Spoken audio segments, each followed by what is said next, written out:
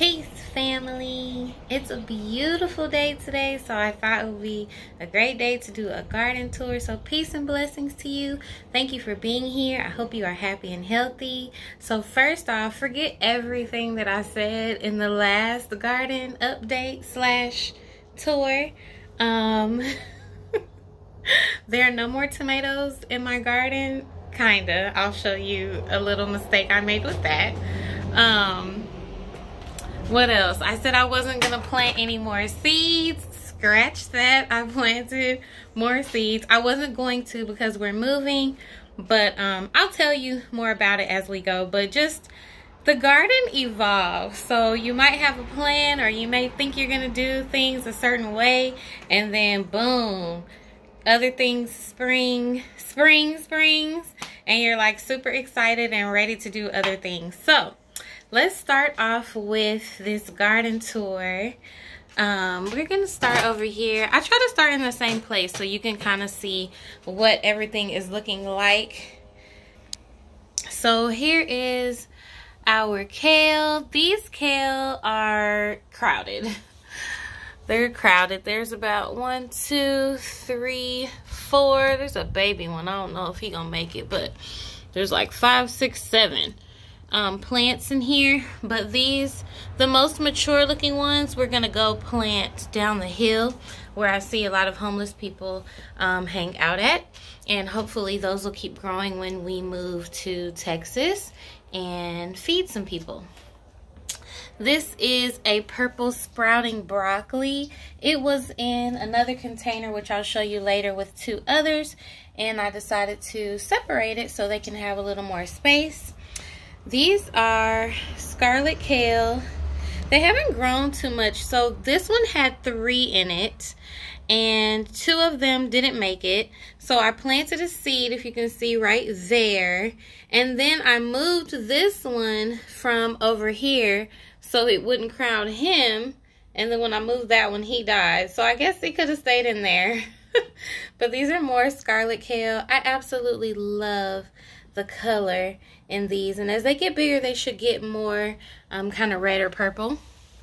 I separated some of the kale out of here. As you can see, these 2 are super close, so I have to separate more. I put them in buckets, and I've got some beets here, but I'm not quite sure if the soil is too compact for the beets to really grow in there, so we shall see. Back here we've got our avocados. They still look beautiful and great. This one is putting on a lot of new life. And then down here is my sweet potatoes, which have expanded quite a bit, but I think something is eating them. I haven't caught who it is yet. It might be roly-polies. And I have a few compost in place. Here, this is something new that I'm doing. It has food scraps and brown leaves and a little bit of soil. And I water this, and it feeds nutrients into the soil. So this one's looking pretty good as well. Getting taller. This one's super spread out. Everywhere that it touches, it makes new roots, which is going to make more potatoes. So that's exciting. I think that's it for this side. There's another avocado here. I think he's okay. We'll have to see. He's looking kind of brown. He just got moved. Okay. Check out this guy. He's probably dead. So one of the tomato plants that I was trying to keep had like a healthy piece on the side. This was the healthy piece. And supposedly you can cut them off, stick it in root hormone, and then stick it back in the ground. But I think it has to be a really strong piece to do that, because I did that 2 days ago with him, and he was like, I'm out of here. I also did the same thing with the basil. All of my basil had been in their containers too long, and so I tried to see if I could reroot them. They still look okay. And then this one is a bell pepper plant who is really creating. I'm focusing on this new life here at the bottom. It's getting bigger. It's looking beautiful, so I'm excited about that. These 2 are eggplants. Looking good. They're growing slowly. My garden is in a balcony, as you can see. Like, there's a wall around all sides, so My plants don't get as much sun as they could if we had like a full yard, which we will have in May. So excited about that. But I am learning where I am. I'm making my waiting room a classroom, as I heard, who said that? Jess on Roots and Refuge Farm on YouTube says that a lot, and I love that. Like, make your waiting room a classroom. You can hope and dream about things, but learn about it so that when you have a bigger yard, you'll be able to do what you want with it. So this is also an avocado. I scooted him over a little bit so he can get more sun. I hope he's okay. If anybody knows, should I cut this part off? Because that looks dead. Like, should I cut that brown? Let me know. Or is he out of there? This is our pomegranate tree. If you remember in the last video, he was just kind of starting to sprout his leaves back, and look how healthy and beautiful he looks. I just moved him into this 17-gallon container because his roots needed more space, but when we move, he's going to go into the ground at our house. And this thing was $5 at Walmart. So if you're looking for something sturdy and big and cost effective to put your trees in until you can put them in the ground, or if you have a container garden but you have trees, that thing was awesome and very cost effective. These are squash, spaghetti squash. They just got moved into this bin. They used to be in the little blue containers like that, and I really just want them to have enough root space. I think that's a mistake I had been making, was not giving my plants enough root space, so then they would produce a little bit and die off. Really with my beans, that's what I feel like was happening. So these squash have a great space, and then this is another compost in place. It's got roots in there. It has soil, food scraps, and I just water in here and it feeds nutrients there. And when I transplanted these, I got branches from up the street. So at the bottom, it's like a layer of big branches that I broke off and put in there. And then there's some dry leaves in there, and then just a little bit of food scraps in there, and then the rest is soil. So they should have plenty of nutrients in there to grow up nice and strong. These are also purple sprouting broccoli. The one that I showed before used to be in this container, but I felt like they needed more space. This is Diva. Diva is looking so much better. She had a powdery mildew before, but look how beautiful she looks now. I have been spraying her with neem oil in the evening time, and I had been cutting out all of that powdery mildew. Absolutely love her. I do think she's ready for a bigger pot, but she is gorgeous and giving us life every day, honey. Color and all that. So these are my purple beans. They used to be in some recycled containers, and I was like, if I really want them to produce, I'm gonna have to move them. So this bucket is about $3 at Walmart. They're food grade, I think 5-gallon buckets. They work really well if you have a container garden or a balcony and you want to grow something that's really gonna feed you. So I'm excited to see the growth in these. I did the layering the same with the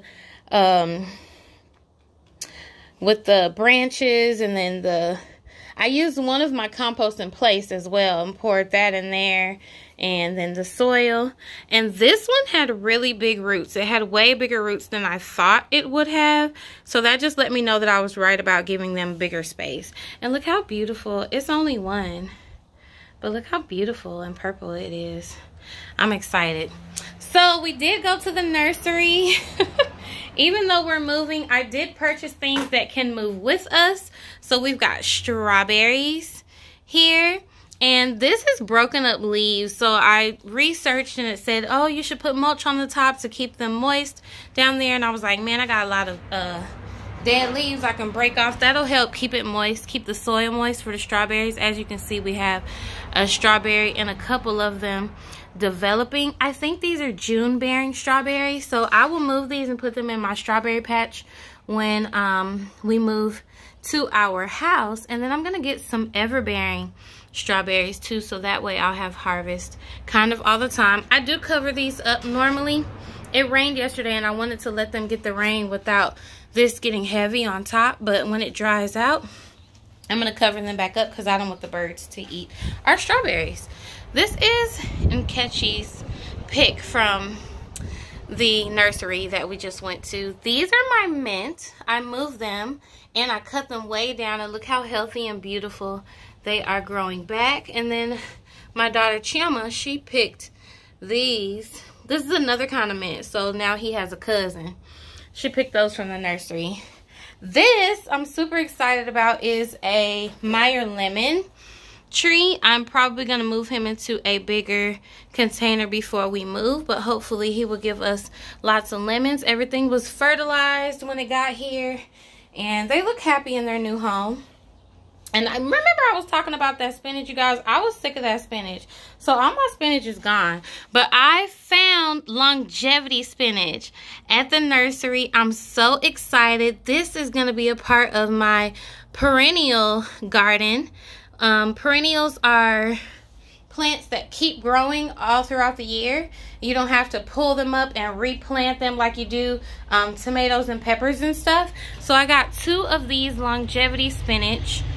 And they're going to go by my tree collards, my future tree collards, in my garden at my house. So I did move them into bigger containers as well.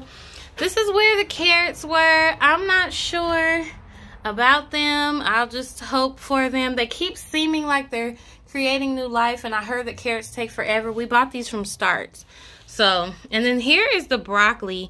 It's not giving us too much more right now. I see a couple of little baby sprouts, but I'm almost ready to pull these up. I'm gonna dry the leaves and make a green powder out of them and just kind of add it to whatever we're eating. And this one, remember guys, I told you I thought the broccoli was the flower.